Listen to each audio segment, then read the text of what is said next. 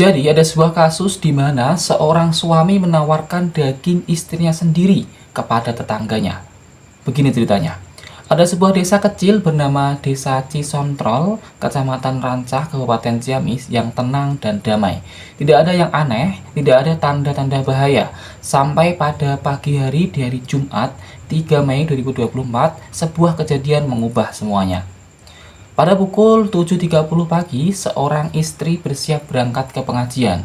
Pagi yang terasa seperti biasa, tapi bagi suaminya, pikiran sudah tidak lagi waras.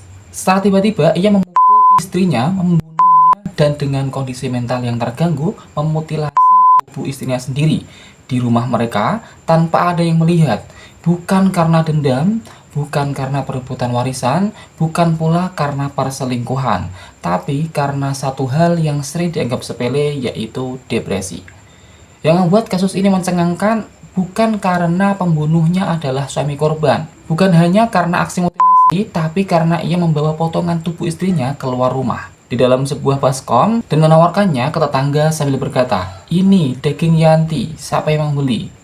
Melihat hal itu tentu saja tetangga terdiam karena yang dia lihat bukan daging sapi, bukan pula daging kambing. Itu adalah daging manusia. Pertanyaannya adalah kenapa ini bisa terjadi? Apa yang membuat seorang suami tega melakukan itu kepada istrinya sendiri? Setelah penyelidikan terungkap fakta penting. Pelaku mengalami tekanan ekonomi berat. Usaha bangkrut, terlilit hutang lebih dari 100 juta. Penagih datang berkali-kali, ia merasa gagal, tidak berguna, dan parahnya, tidak ada yang menyadari bahwa ia mulai kehilangan kendali atas pikirannya.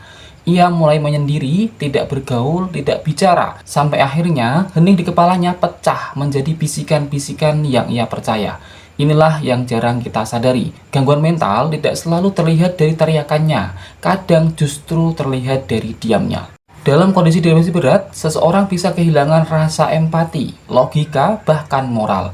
Ia bisa melihat orang lain, bahkan orang yang dicintainya, bukan sebagai manusia, tetapi sebagai jalan keluar. Dan itulah yang terjadi.